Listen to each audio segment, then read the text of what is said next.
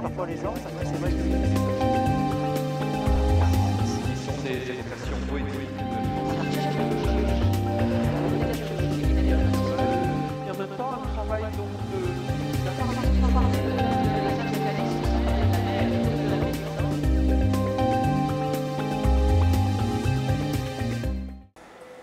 Nous sommes ici dans l'exposition de la Chapelle au musée, la création du message biblique. Cette exposition, qui a ouvert le 5 mai, revient sur l'histoire du cycle monumental des 17 tableaux qui fondent le musée national Marc Chagall. Ces tableaux ont été peints par Marc Chagall dans les années 50 et 60, mais à l'origine de ces tableaux, il y a la Bible. Et il s'agit, dans cette première séquence de l'exposition, de comprendre depuis quand et comment Chagall représente la Bible. Nous avons donc ici une première œuvre, la Sainte Famille, qui est l'une des œuvres les plus anciennes de nos collections, qui date donc de 1909, à l'époque où Chagall n'a pas encore quitté sa Russie natale. Il s'agit donc d'un couple, d'une famille. On voit ici la mère, le père, l'enfant, dont on a l'impression qu'il s'agit d'une famille traditionnelle russe dans leur maison de bois qu'on appelle aussi une isba. Il s'agit en fait de la Sainte Famille. On a donc, dès la jeunesse de Chagall, dès ses premiers pas en tant qu'artiste peintre, la représentation d'une scène du Nouveau Testament. Chagall quitte la Russie en 1911 pour Paris, où il s'installe pendant 3 ans. En 1914, il sera obligé de retourner en Russie pour retrouver sa fiancée, Béla, puis il rentrera à nouveau à Paris en 1923. Là, il rencontre Ambroise Vollard, qui va lui demander d'illustrer plusieurs ouvrages, dont la Bible. Pour s'imprégner de ces paysages mythiques et méditerranéens, Chagall va entreprendre avec sa femme un grand voyage en 1931, un voyage qui va le mener en Égypte, en Syrie et en Palestine. On le voit donc ici peindre sur le motif en Palestine et s'imprégner de cette lumière et de cette atmosphère méditerranéenne.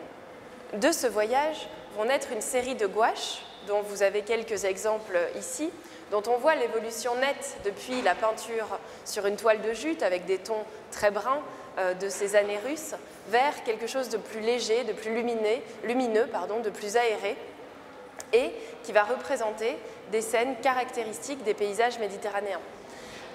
Chagall dira lors de ce voyage qu'il y a trouvé une part de lui-même et qu'il y a ressenti l'émotion la plus forte de sa vie. Nous profitons de cette occasion pour montrer l'une de nos dernières acquisitions, la céramique Joseph Berger, que nous mettons en regard de la gouache qui est sur le même thème. Une céramique qui a été créée beaucoup plus tard, en 1951, c'est-à-dire 20 ans plus tard par rapport à la gouache, mais qui reprend les mêmes thèmes et dont on voit que Chagall cherche les mêmes effets de transparence et de luminosité que sur sa gouache réalisée en Palestine. Ces gouaches préparatoires vont donner lieu à des gravures sur cuivre dont nous possédons au musée les 105 exemplaires qui vont ensuite servir à estamper les gravures pour la Bible. Nous en avons donc sorti un certain nombre et ce trésor montre déjà la maîtrise de Chagall lorsqu'il s'attaque à une nouvelle technique qui est la gravure à l'eau forte sur cuivre. On voit dans la gouache, autant que dans la gravure que dans l'estampe finale, que Chagall pose des compositions qui sont déjà celles qui annoncent le message biblique qu'il réalisera 20 ans plus tard. Un drame, cependant, va empêcher la Bible d'être publiée tout de suite, puisque Vollard décède et garde dans son fond d'atelier, son fond de galerie, l'ensemble des cuivres gravés par Marc Chagall et qui est donc un ensemble inachevé. Mais après la guerre, c'est Thériade, un jeune éditeur grec, qui va racheter l'ensemble du fonds Vollard et demander à Chagall de terminer cette grande entreprise d'illustration de la Bible. Un premier volume de gravure va être publié en 1956 dans la revue d'art fondée par Thériade, intitulée Verve.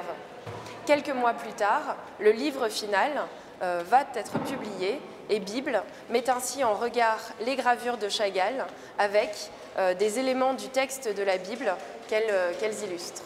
Nous avons donc vu comment Chagall, finalement, dès sa prime jeunesse, puis dans les années 30 et 40, va s'attacher à illustrer la Bible et comment, finalement, ses œuvres annoncent déjà la réalisation du grand message biblique dans les années 50 et 60. Un autre indice nous met sur la voie de la création de ce cycle monumental, c'est ce qu'on a appelé le premier cycle, un ensemble de 5 tableaux de très grand format, dont le Musée national Marc Chagall possède 3 exemples, et qui sont ici le roi David, Moïse recevant les tables de la loi, ainsi que derrière vous la traversée de la mer Rouge. Donc on va passer brièvement dans la salle du message biblique afin de voir comment, en effet, toutes ces compositions, à la fois les gouaches préparatoires ainsi que ces tableaux monumentaux, annoncent le grand cycle du message biblique. Nous voyons par exemple dans ce tableau le buisson ardent, l'un des chefs-d'œuvre du message biblique, comment dans la partie gauche, Chagall va reprendre la composition à la fois de la gouache de 1931 et à la fois du tableau de 1951, avec cette composition triangulaire, pyramidale, où le corps de Moïse est constitué du peuple des Hébreux, poursuivi par les Égyptiens, sur lequel une vague se referme. Il faut replacer le travail de Chagall sur le thème de la Bible dans un contexte artistique et historique plus large, ce qu'on appelle notamment le renouveau de l'art sacré. En effet, depuis la Révolution française, l'Église catholique a perdu énormément de fidèles. Et ce mouvement, cette déshérence, s'est accentuée avec les 2 guerres mondiales qui se sont succédées. Après la Seconde Guerre mondiale, on voit, porté par un certain nombre de personnalités de l'Église, et notamment le père Couturier, un regain d'intérêt pour l'art au sein de l'Église et une volonté d'intégrer les grands artistes de son temps dans la décoration des églises, notamment pour revaloriser les édifices et revaloriser la religion et la pratique de la religion catholique auprès des fidèles. Chagall s'inscrit bien évidemment dans ce mouvement avec d'autres, tels que Matisse, chef de file d'une sorte de course à la chapelle. Et l'on voit ici la chapelle du Rosaire à Vence, dont la construction a commencé en 1949 et qui a été achevée en 1951. Chagall avait suivi de très près ce projet, et Picasso également, d'un petit peu plus loin, et tous les deux, dès 1951, vont développer leur propre projet de chapelle. Pour Chagall, ce sera la chapelle de Vence, pour Picasso, une chapelle laïque, déconsacrée, à Valoris, dans laquelle est notamment installée la grande œuvre au message pacifiste, La guerre et la paix. Après avoir posé les prémices de ce projet dans le baptistère de l'église Notre-Dame de Toute-Grâce à Assy, Chagall va se tourner donc en 1951 vers la mairie de Vence pour lui aussi avoir sa chapelle. La mairie de Vence, qui voit le succès que rencontre la chapelle Matisse et les nombreux visiteurs qui viennent à Vence pour la découvrir, propose immédiatement à Chagall une autre chapelle, la chapelle du Calvaire. Cette chapelle majeure du Calvaire fait partie d'un ensemble de petites chapelles qui s'égrènent le long d'un chemin à l'extérieur de Vence. Mais un problème se pose. Cette chapelle majeure du Calvaire n'est pas tout à fait vide. Et comme on le voit sur cette carte postale que nous avons fait agrandir pour l'occasion, cette chapelle recèle d'un trésor d'art populaire, un ensemble de 50 sculptures qui datent du XVIIIe. Elles sont en bois polychrome peint et il s'agit d'un ensemble de personnages qui forment un calvaire, c'est-à-dire les différentes stations du chemin de croix de Jésus avant la crucifixion. Il y a donc plusieurs voix qui vont s'élever contre le projet de Chagall tel qu'il le conçoit, notamment à cause de ces sculptures. On va aller voir de qui est-ce qu'il s'agit. Je ne rentrerai pas exactement dans le détail de qui s'oppose très précisément et comment à la chapelle, puisqu'il faudra venir voir l'exposition pour le découvrir, mais en gros, 3 obstacles se dressent devant le projet de Marc Chagall. Le premier, c'est l'église elle-même. La chapelle n'est pas déconsacrée et l'Église ne souhaite pas que lui soit retirée la prérogative de l'usage de cette chapelle dans lesquelles des offices ont toujours lieu. En 1955, le projet est finalement abandonné. L'Église ne soutient pas le projet de Chagall. Chagall est sensible aux arguments des défenseurs du patrimoine local qui ne souhaitent pas voir les sculptures déplacées. Et enfin, la ville de Vence ne peut assumer seule financièrement un tel projet. Il va donc faire appel à ses amis, et notamment à André Malraux, futur ministre de la Culture, le premier ministre aux Affaires culturelles, puisque le ministère de la Culture naît en 1959, et Malraux va lui proposer une solution. Il va lui proposer de donner cet ensemble de peintures à l'État, et l'État, autour, construira le premier musée national dédié à un artiste vivant. Ce projet prend place dans une politique plus large d'André Malraux, qui est celle de la démocratisation culturelle par la décentralisation des établissements culturels. Et c'est notamment l'un des premiers exemples de musée de taille moyenne qui sera réalisé en région pour permettre à tous d'accéder à l'œuvre des plus grands artistes. Donc nous avons ici Marc Chagall en 1966 qui va signer la donation du message biblique, donc de cet ensemble de grandes peintures. Nous sommes à Nice et elles vont être conservées au Musée national d'art moderne en attendant que soit construit le Musée national Marc Chagall à Nice. Le projet, il y a certaines hésitations sur le lieu où construire ce musée.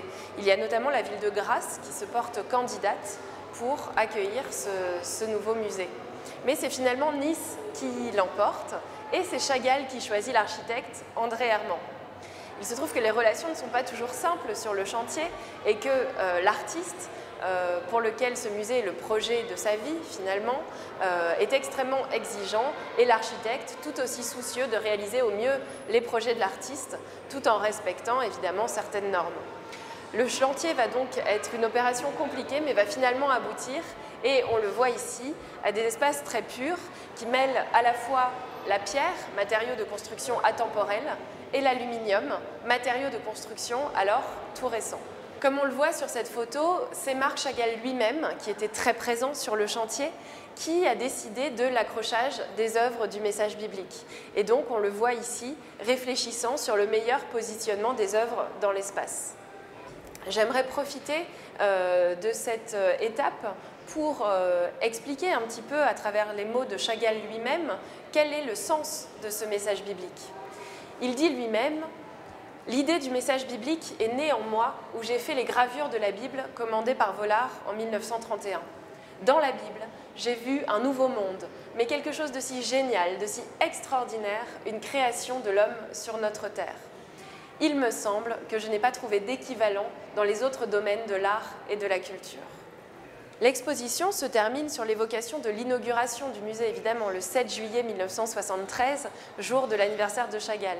André Malraux était présent, puisque c'est lui qui a lancé le projet, Maurice Druon, son successeur également, le préfet des Alpes-Maritimes, bien sûr, le maire de Nice, monsieur Médecin, et Chagall lui-même, tout sourire, ravi de voir enfin son projet réalisé.